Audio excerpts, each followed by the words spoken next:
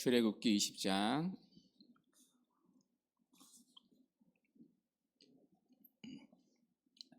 2절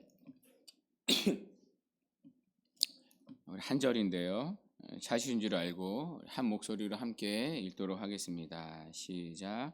나는 너를 애굽 땅 종 되었던 집에서 인도하여 낸 내 하나님 여호와니라. 아멘. 오늘부터 금요일까지는 이제 신년 새벽 기도회로 진행됩니다. 주제는 하나님을 예배하는 삶입니다. 바르게 예배하는 삶입니다. 본문은 10계명 1계명부터 이제 4계명까지입니다. 1계명, 2계명, 3계명, 4계명 하나씩 하면 4일이 걸립니다. 그러면 하루가 남죠. 그래서 오늘은 이 서론을 살펴보겠습니다. 10계명 서론을 살펴보고 내일부터 본론으로 들어가겠습니다. 오늘 본문은 10계명 서론입니다. 좀 더 쉬운 말로 10계명의 머릿말입니다. 10계명에는 머릿말이 달려 있습니다. 나는 너를 애굽 땅 종 되었던 집에서 인도하여 낸 내 하나님 여호와니라. 이 짧은 머릿말 한 절에 10계명을 이해하는 포인트들이 다 담겨져 있습니다. 자, 보시면 네 가지 포인트가 있는데요. 하나씩 살펴보겠습니다. 첫째, 10계명을 주시는 분입니다. 이 머릿말에는 10계명을 주시는 분이 나옵니다. 자, 누구입니까? 나는이라고 말합니다. 나는이 누구인지 맨 끝에 나옵니다. 바로 하나님 여호와이십니다. 10계명은 누가 주셨냐면 하나님이 주신 하나님의 말씀입니다. 자, 그런데 하나님이 주셨는데 독특한 점이 있습니다. 독특한 점인 출애굽기 32장 15절과 16절에 나옵니다. 우리 함께 이 두 구절은 읽도록 하겠습니다. 시작. 모세가 돌이켜 산에서 내려오는데 두 증거판이 그의 손에 있고 그 판의 양면 이쪽 저쪽에 글자가 있으니 그 판은 하나님이 만드신 것이요 글자는 하나님이 쓰셔서 판에 새기신 것이더라. 아멘. 자, 여기 보면 놀라운 말씀이 나옵니다. 자, 그 판을 누가 만드셨대요? 하나님이. 그리고 글자도 누가 직접 쓰셨다고 말합니까? 하나님이 직접 쓰셨다고 말합니다. 구약에 보면 하나님의 법들이 나옵니다. 많은 율법이 나옵니다. 그 율법들은 다 하나님이 구두로 전해 주셨습니다. 모세를 통해 구두로 전해 주셨죠. 자, 그러나 10계명은 다릅니다. 이 10계명은 직접 하나님이 돌판에 새겨서 주셨습니다. 자, 그래서 10계명은 정경의 시작입니다. 오늘날 우리는 하나님의 말씀이 문자적으로 기록된 66권의 정경을 가지고 있습니다. 이 기록된 하나님의 말씀의 시작, 정경의 시작이 10계명입니다. 그러니까 10계명은 하나님의 말씀이 최초이자 문자로 기록된 내용입니다. 자, 그만큼 10계명은 율법에서도 가장 중요한 위치를 차지합니다. 하나님이 직접 써주실 만큼 모든 율법을 집약하고 대표하는 법입니다. 실제로 10계명은 하나님이 이스라엘 백성에게 주신 율법 가운데 가장 먼저 나옵니다. 10계명이 나오고 그 다음에 율법들이 나옵니다. 이는 10계명과 이후의 계명들의 관계를 잘 보여줍니다. 즉 10계명은 구약의 율법들을 집약하고 대표하는 법입니다. 자, 그리고 나머지 계명들은 10계명을 해석하는 역할을 맡고 있습니다. 우리가 어제부터 이제 예배 순서에 율법의 선포가 들어가 있는데요. 10계명을 교독하는 이유가 그 이유입니다. 그런데 다시 15절을 한번 보시겠어요? 자, 하나님이 10계명을 직접 써 주시는데 돌판이 두 개였다고 말합니다. 두 증거판이라고 말합니다. 15절에 있죠. 두 개의 판, 그러니까 두 개의 돌판에 10계명을 써 주셨습니다. 자, 그러면 한 돌판이 아니라 왜 두 돌판인가? 이것 때문에 학자들이 고민했습니다. 도대체 왜 10계명을 이 두 돌판에 새겨 주셨을까? 어떤 사람들은 십계명의 내용 중 한 돌판에는 1계명부터 4계명까지, 다른 돌판에는 5에서 10계명까지 새겨 주셨다고 해석합니다. 자, 그러나 그 당시의 배경을 알아야 하는데요. 모세 당시 국제조약법에 따르면 한 국가가 다른 국가와 전쟁을 합니다. 자, 전쟁을 하면 한쪽이 이기겠죠. 자, 그러면 한쪽이 지배국이 되고 다른 한쪽이 피지배국이 됩니다. 자, 그럼 둘 사이에 조약을 체결합니다. 자, 그때 어떻게 하냐면, 자, 두 개의 돌판을 놓고서 똑같은 조약문을 씁니다. 똑같은 계약문을 씁니다. 그러니까 똑같은 조건을 쓰고 또 뭐 어떤 약속을 지키겠다, 이행하겠다라는 여러 가지 계명들을 이제 쓰게 됩니다. 자, 그걸 두 개의 판에 각각 동일한 내용을 적습니다. 자, 그리고 각각 한 부씩 보관했다고 합니다. 그러니까 나중에 딴말하지 않도록 우리는 몰랐는데요, 그런 말 없도록 각자가 조약의 내용을 반드시 지키겠다는 약속으로 각각 한 부씩 보관했습니다. 요즘에도 계약할 때 이런 식으로 하지 않습니까? 두 계약 당사자가 계약서 두 부를 똑같이 작성해서 각각 한 부씩 보관하는 것과 마찬가지입니다. 이처럼 십계명의 두 돌판은 똑같은 십계명을 적은 건데, 하나는 하나님의 것과 하나는 이스라엘 백성들의 것이었습니다. 이스라엘 백성들이 딴말하지 않도록 반드시 지키도록 영원히 보관해야 할 계약의 내용이었습니다. 자, 그러므로 이 십계명은 단순히 사회적 규범이 아니라 어떤 윤리의 내용만이 아니라 반드시 순종해야 할 하나님의 말씀입니다. 둘째, 머릿말을 다시 보시면 이제 십계명을 받는 사람이 나옵니다. 십계명을 받는 사람은 누구입니까? 너를이라고 말씀합니다. 너가 누구인지 그 뒤에 나오는데 애굽 땅에서 종되었던 사람들이었습니다. 바로 이스라엘 백성들이었습니다. 자, 그러니까 십계명은 과거에 종되었던 자들에게 하나님께서 주시는 말씀입니다. 자, 그 전까지 이스라엘은 애굽 왕 바로의 종이었습니다. 자, 그들은 바로의 말을 법으로 알고 살았습니다. 자, 그러나 이제는 하나님이 주인이십니다. 이제 이스라엘은 바로의 말이 아니라 하나님의 말씀을 법으로 알고 살아야 한다는 의미입니다.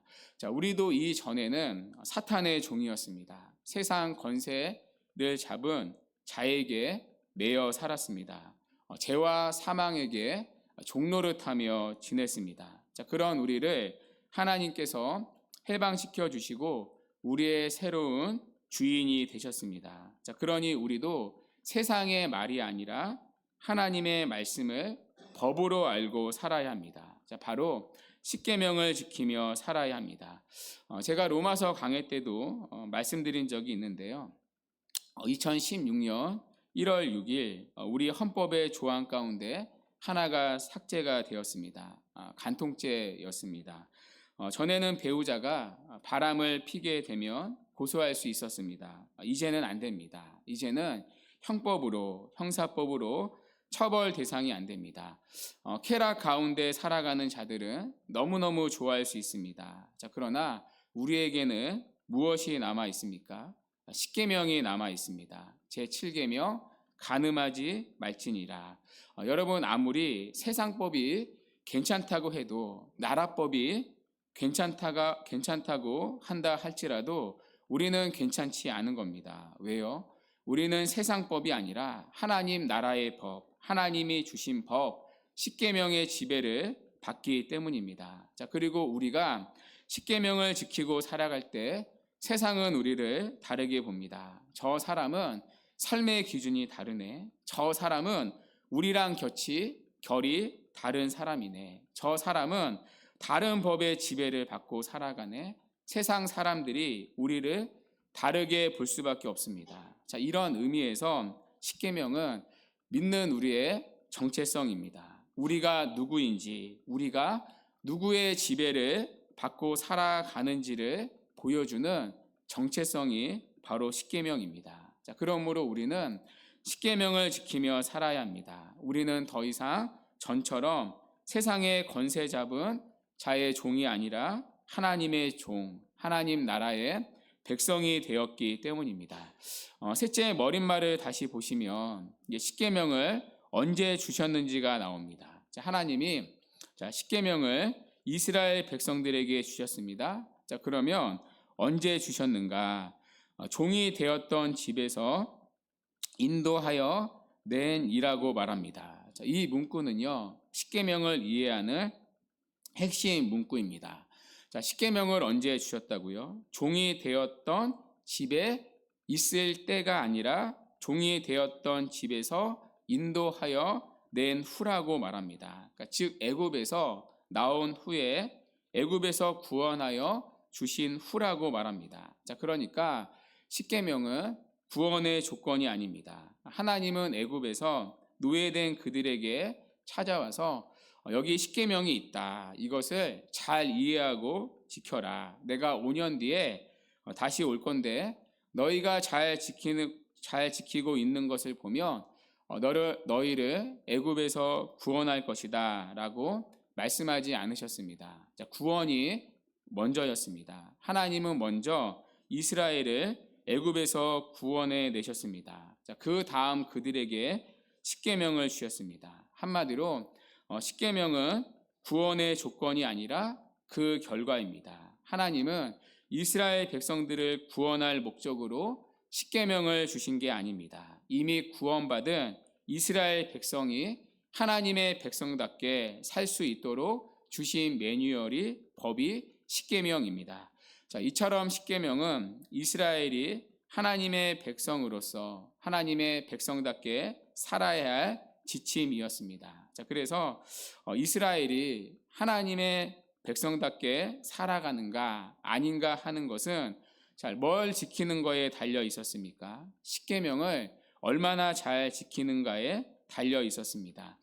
여러분 우리도 마찬가지입니다. 십계명을 잘 지켜야 구원을 받는 게 아닙니다. 구원이 먼저입니다. 하나님이 우리를 먼저 구원해 주셨습니다. 그러면 구원받은 성도답게 이제는 살아야 하지 않습니까?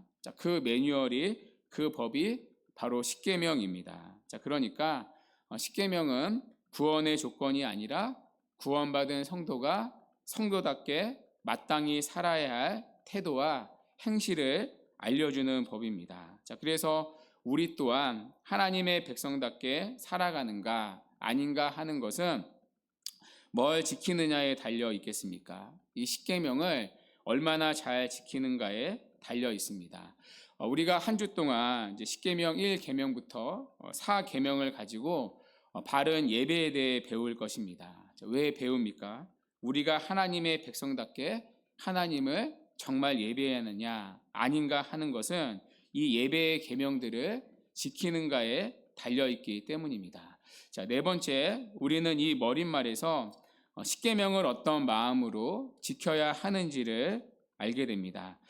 십계명의 머릿말에서 하나님은 자신이 우리의 구원자임을 밝히십니다. 하나님께서 이스라엘을 종살이 하던 애굽에서 인도해 내셨다면 우리는 종살이 하던 죄와 사망에서 인도해 내셨습니다.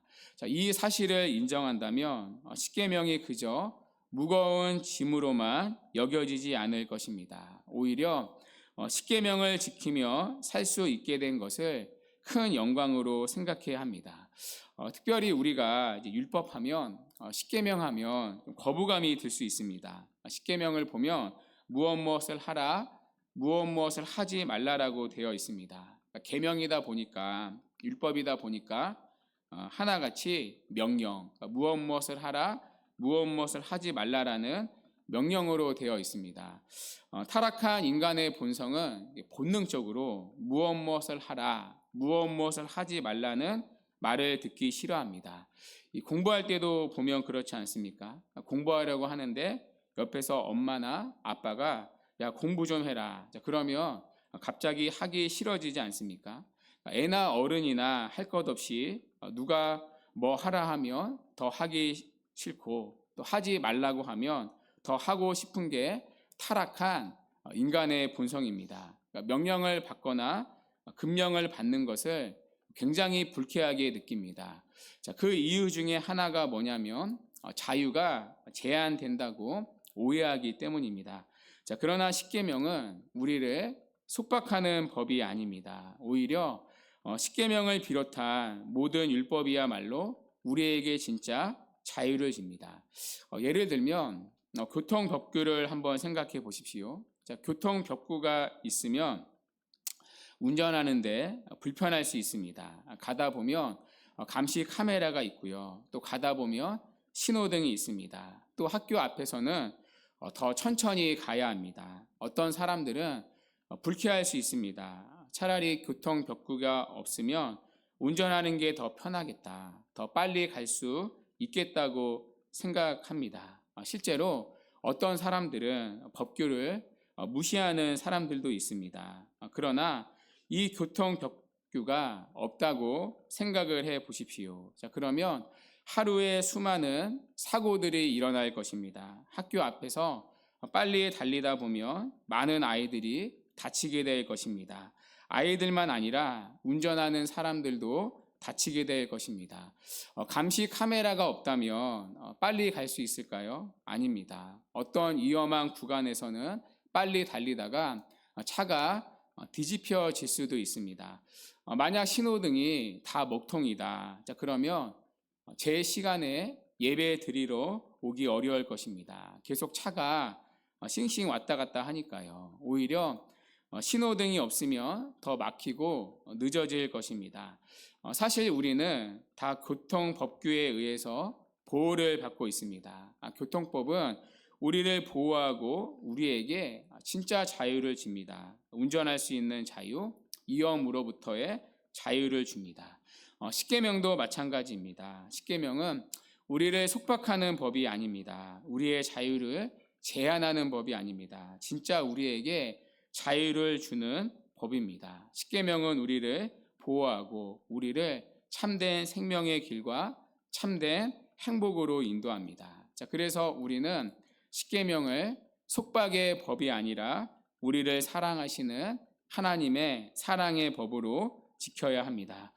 끝으로 두 가지를 더 말씀드리고 마치겠습니다. 우리가 십계명을 살펴보는 이유는 1계명부터 4계명을 살펴보는 이유는 바른 예배를 위해서입니다. 우리가 올해부터는 예배 순서도 바뀌는데요. 십계명에서 힌트를 얻을 수 있습니다. 십계명은 율법입니다. 무엇을 하라 또 무엇을 하지 말라는 하나님의 명령입니다. 자, 그러다 보니까 십계명을 공부하다 보면요, 우리의 죄를 인정하지 않을 수 없게 됩니다. 십계명을 포함한 율법을 보면 볼수록 뭘 보게 되냐면 우리의 죄를 보게 됩니다. 바울도 로마서 3장 20절에서 말씀한 적이 있습니다. 우리 함께 읽도록 하겠습니다. 시작. 그러므로 율법의 행위로 늘 육체가 없나니 율법으로는 죄를 깨달음이니라. 아멘. 자, 율법으로는 뭐를 깨닫는다고요? 죄를 깨닫습니다. 십계명이 있어서 우리는 우리의 죄를 깨닫습니다. 자, 그래서 종교개혁을 했던 칼빈은 이렇게 얘기했습니다. 율법은 거울과 같다. 매일 우리는 거울을 봅니다. 자, 거울을 보면 내 얼굴이 보입니다. 내 머리카락이 보입니다. 또 화장이 보입니다. 자, 그렇게 내 죄가 보인다는 거죠. 율법 앞에서 우리는 율법을 지키지 못하는 우리의 형편없는 실력과 불의를 깨닫고 심판받아야 할 대상인 것을 깨닫습니다. 자, 뭘 통해서요? 율법, 바로 십계명을 통해서요. 십계명을 볼 때마다 우리는 이 계명들 어느 하나 지키지 못하는 우리의 죄를 마주합니다. 자, 그러면 우리는 이 죄를 해결하기 위해 어디론가는 가야 합니다. 자, 어디로 가야 합니까? 바로 그리스도께 가야 합니다. 그리스도 외에는 우리에게 소망이 없구나. 그러니까 결국 십계명이라는 율법은 우리를 구원자 되시는 그리스도께 인도합니다. 예수 그리스도 은혜의 복음을 바라보게 합니다. 자, 그래서 우리가 바뀐 예배의 순서를 보면 율법의 선포가 있습니다. 율법의 선포는 십계명을 교독하는 시간이죠. 십계명을 통해 우리는 우리의 죄를 보게 됩니다. 자, 그래서 그 다음에 어떤 순서가 있죠? 죄 고백의 시간이 있습니다. 십계명에 비추어 우리는 우리 자신의 죄와 비참을 고백합니다. 자, 그러면 그 다음에 어떤 순서가 있죠? 바로 죄 사함의 선언, 복음의 선언이 있습니다. 우리가 죄를 고백하면 하나님은 우리의 죄를 그리스도의 보혈로 값없이 용서하시고 그리스도의 의 때문에 우리를 의롭다 하십니다. 자, 그럴 때 우리는 진정으로 삼위 하나님과 기쁘게 교제할 수 있습니다. 자, 그래서 올해부터는 참회의 기도 앞에 율법의 선포, 십계명이 들어갑니다. 이 율법의 선포, 십계명이 우리를 그리스도께 복음으로 인도하기 때문입니다. 자, 마지막 내용인데요. 자, 십계명을 보면 순서가 있습니다. 자, 그런데 이 순서는요, 우리가 살아야 할 삶의 우선순위를 보여줍니다. 우리가 삶에서 무엇을 더 중요하게 여기고 누구를 진짜 예배하고 살아야 할지를 보여줍니다. 십계명의 순서를 한번 보실까요? 제가 준비해 왔는데요. 보시면 이런 순서로 되어 있습니다. 첫 번째가 하나님, 1계명부터 4계명이 하나님에 대한 계명이고요. 5계명은 부모를 공경하라, 공동체에 대한 계명입니다. 그 다음에 6계명, 생명, 살인하지 말라. 그 다음에 7계명, 간음하지 말라. 그리고 8계명, 10계명, 도둑질하지 말라. 내 이웃의 것을 탐내지 말라. 그리고 그 가운데 9계명, 거짓 증언하지 말라. 이것도 다 사실 재산과 관련된 거거든요.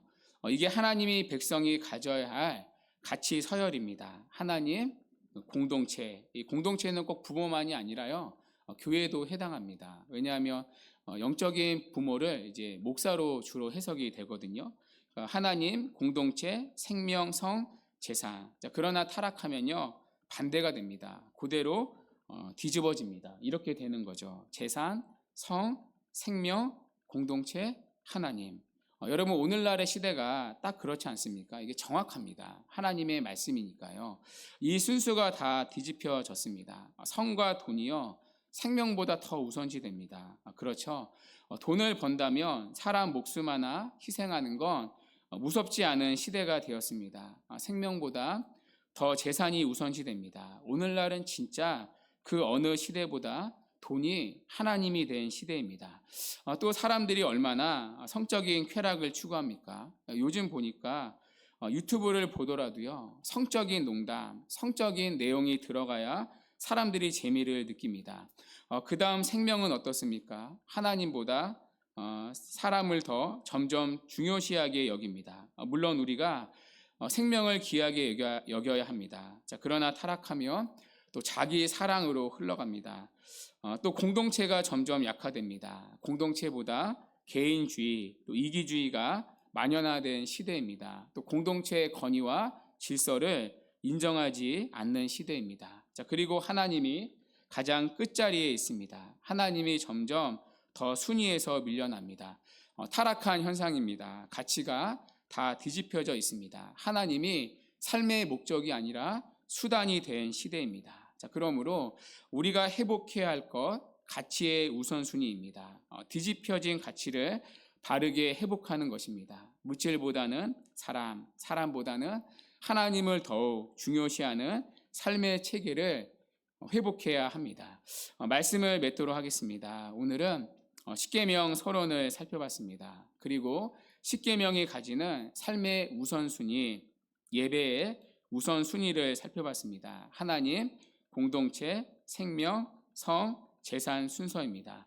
오늘은 기도할 때요, 함께 두 가지를 기도했으면 합니다. 먼저 1계명부터 우리가 4계명을 배울 텐데요, 배운 대로 예배하는 우리의 삶과 또 교회가 되도록 기도합시다. 말씀을 드렸듯이 우리가 예배를 바르게 드리느냐 아니냐는 이 계명을 잘 지키느냐 지키지 않느냐에 달려있기 때문입니다.